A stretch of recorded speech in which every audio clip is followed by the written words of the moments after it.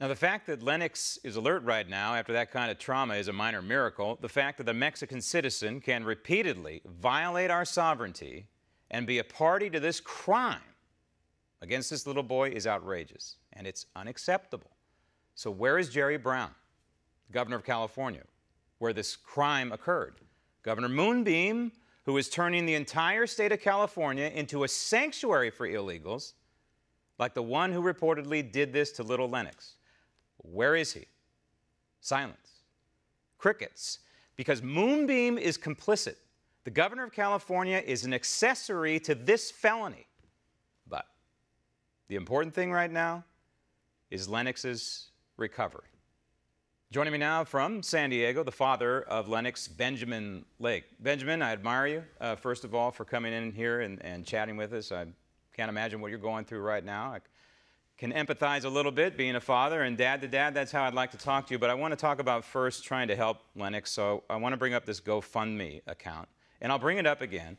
This was a picture that's been circulated around the country, which is a devastating picture to me. But the GoFundMe account is Love for Lennox.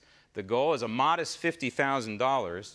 And the last I looked, Benjamin, it was significantly over that figure, about $78,000. But who knows exactly how much funding you're going to need for rehabilitation and things like that.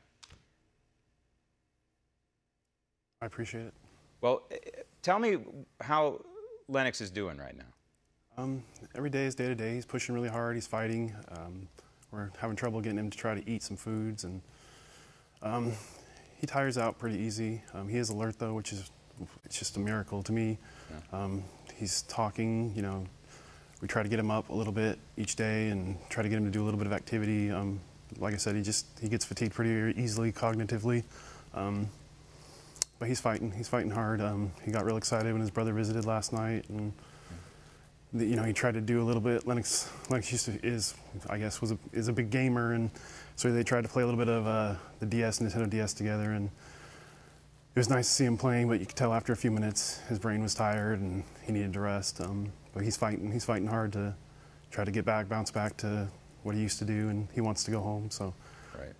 And I spoke with your wife, and she was saying that he's having a little bit of cognitive difficulty right now, maybe a little difficulty eating. This kind of stuff is, I'm sure the doctors are telling you, is to be expected with this kind of trauma to the head, correct? Yeah, it's just kind of one of those unknowns. We don't know long term what's going to, be affected or whatnot. But it's everything's going in a positive direction right now, and we're just hoping he heals and gets back to 100% of Lennox. So what's the road to recovery here? What are the doctors telling you? Is it? So right now he's on IV antibiotic therapy. We're just trying to make sure that the infection inside the brain area is completely taken care of. They're doing cultures and tests and kind of monitoring the status of that.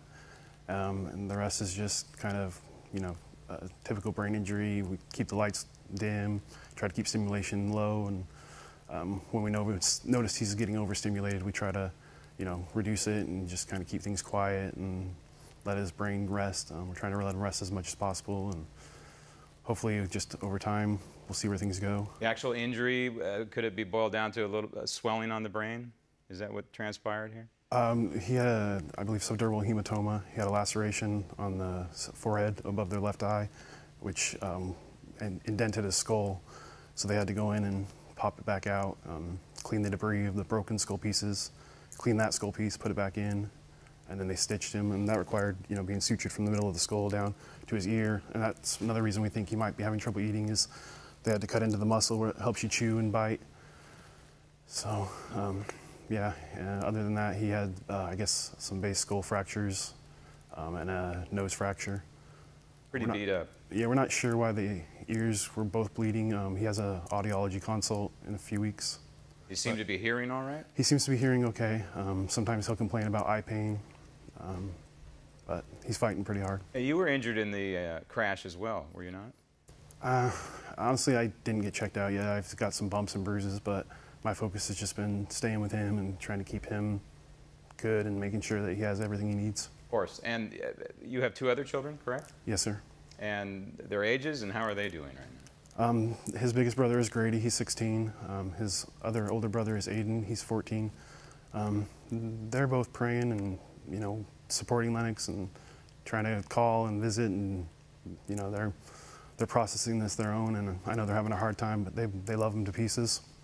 You, at the time that this occurred, you were coming back from a day trip to Disneyland?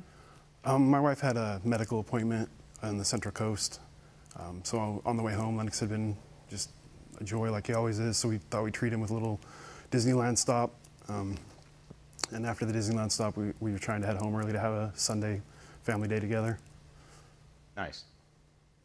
And it ends up like this. I want to bring up the GoFundMe account once again.